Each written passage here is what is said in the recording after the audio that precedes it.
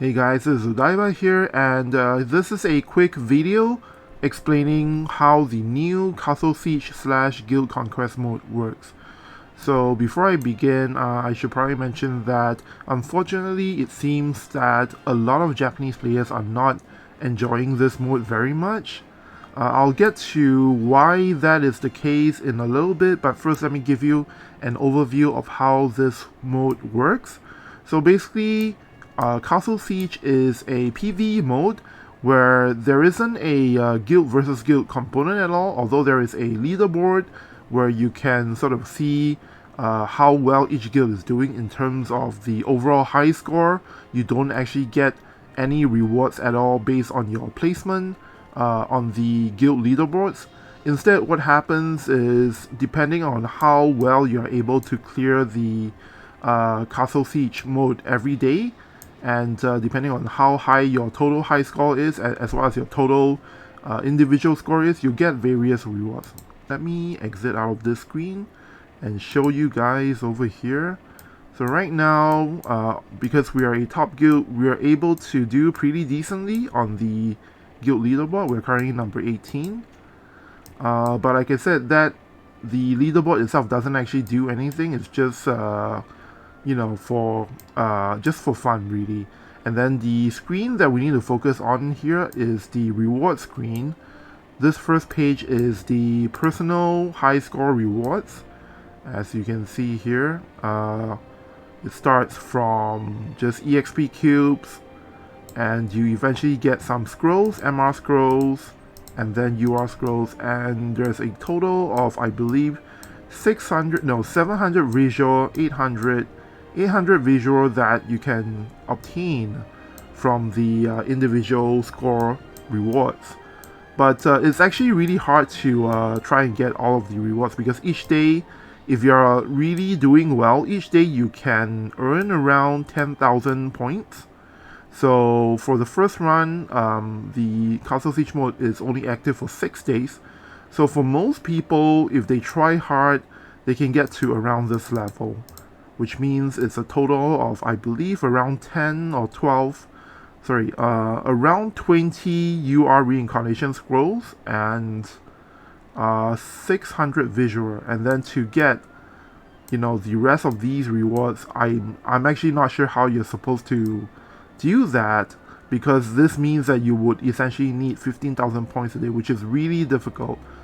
And then, other than your individual scores, there is also a separate, there are actually two other reward screens, two other types of rewards. The first is the cumulative guild total reward, and this is basically the sum of everyone's high scores, or rather the sum of everyone's total scores added up all together. And if your guild is able to achieve over 1.5 million, then you pretty much get all of the rewards here. And then there is one more page, and I believe this page here describes the rewards you get for your total score for the castles that you managed to completely annihilate. So I'm not actually sure how they do this calculation, but as you can see here, it maxed out at 1.3 million points. I suppose the milestone to really hit over here is 1 million points, and we are really quite close to that.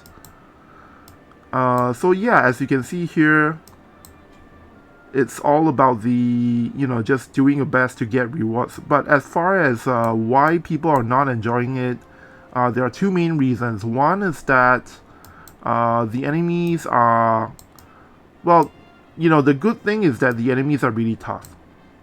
And every single time you go into a castle, you're actually able to select the difficulty level from 1 to 10.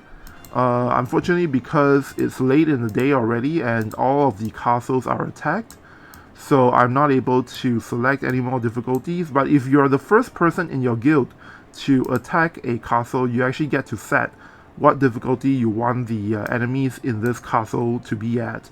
And once a difficulty level is chosen for a castle, all of the enemies in that castle will be of that difficulty level. Now, regardless of what difficulty level you pick, you don't actually get to see the loadout of the enemy team you're facing.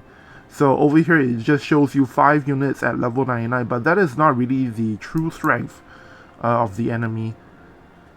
Let's go ahead and do a battle to demonstrate what I mean. So let me load out my water team and we'll try and fight this earth team over here.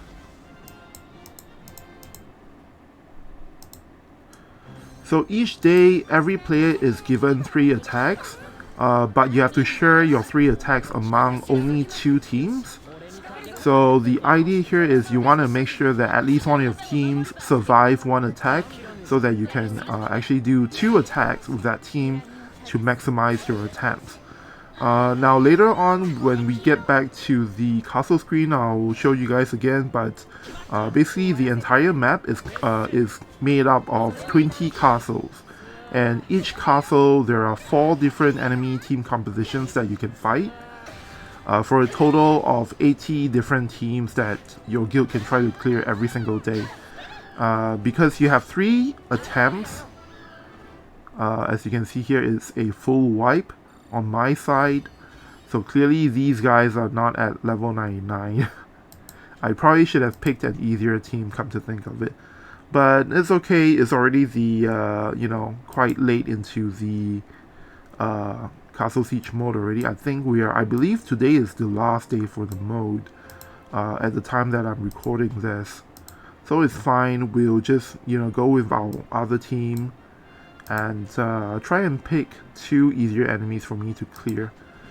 As much as possible, if you're someone who is attacking late in the day, you want to pick enemy teams that will completely destroy a castle, because only then will you be able to put your points toward the 3rd kind of reward. Which later I'll show you guys again. So right now I'm going to try and find an easy target. There might not actually be one, in which case I will just have to take the L for tonight and not get as many points as I could have scored. Okay, so it seems like this one is not too shabby. Okay. So going back to what I said about there being 20 enemy teams that you can fight. Wait, did I say 20?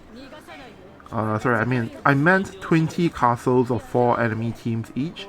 So there is a total of 80 enemy teams you can fight per day.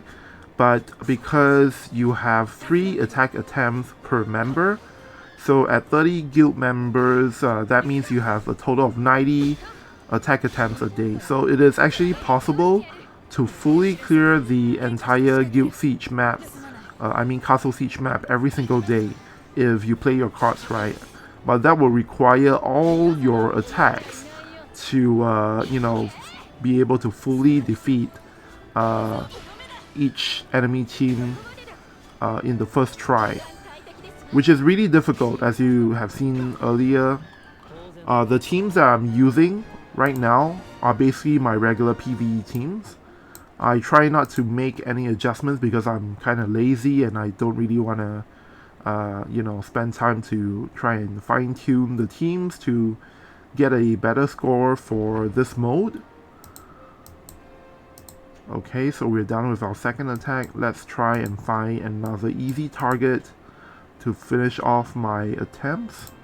So there's 2 ways of navigating the map. You can use the listing function to try and take a look at all of the enemies like this. Or you could of course go around the map. So I don't think I have a lot of options, so let's just go with this one. And I don't think we can clear this, but we'll just, you know, see how far we can get. Okay, so it seems like the daily reset just happened, so we weren't able to get my final attack in. But that's okay, because my team was actually not very well equipped to deal with that enemy. So right now they are distributing, or rather they are calculating the final scores, and we are going to await for the rewards distribution. But as you can see, if I take a look at the attack log, Most of the time, if you know what you're doing, you can get around 3,000 to 3,800, 3,900 points per attack attempt. If you really tweak your teams, you might even go beyond 4,000 points. But it's really difficult, and this comes to the reason why a lot of JP players are actually not enjoying the mode. The problem with Castle Siege mode is that you are not given a chance to mock the enemy at all, to do a mock battle against the enemy, I mean. So every single time when you want to fight an enemy, like I said, there's no way to tell what the enemy is equipping, and you just have to kind of go in blind. And the only way you can get more information about the enemy compositions is each day when you attack the enemy, if you want to share that information or share your video recording with your guildmates, then maybe you might have a better chance, or more knowledge on what you should bring into the fight for the following days. But other than that, there's really no way to tell, and you can't do any mock battles against them. So how are you supposed to calibrate your team to ensure that you have a team that can put up a good performance, that can go for high scores and such? So that's the first problem with the mode. The second thing is that during the entire period, you are not allowed to do guild battle, mock battle as well. So that is something that has kind of been an inconvenience for a lot of JP players, because Yuffie just came out a couple of days ago, and people want to actually see how she performs by using the guild battle, mock battle function. So because of these two things, people really are not enjoying this mode that much. And then another thing to sort of add to it is that the teams that you make for this this mode, basically, it's locked already, but basically you bring in two teams of 5 units each, but the equipment for the teams cannot be shared at all. Meaning, like for example, my two teams here, if let's say I'm running Odin on Cloud, then I cannot run Odin on Astrius over here in my other team, because everything among these two teams have to be shared. So we're talking about all Espers, all equipment, all vision cards. They have to be shared among these two teams. So what I actually did was I just copy and pasted my PvE teams into these slots here, and then when that happens, I actually have a lot of empty slots, because some of the items I use in my water team are already taken up by my lightning team. So I actually had to go and adjust and equip new stuff for all of my water team members. And because of that, it's actually pretty difficult to ensure that you have two good teams to tackle this mode with as well.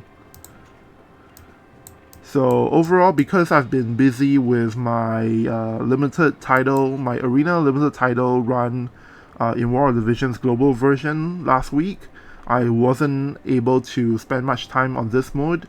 But from what I heard from my guildmates, the ideal team compositions to set is a team that has a tank and at least 1 or 2 healers, so that you're able to sustain the team in team fights and get it going, because the enemies in this mode actually deal a heck of a lot of damage. So that's the one tip that you want to keep in mind when this brand new guild mode comes to global version.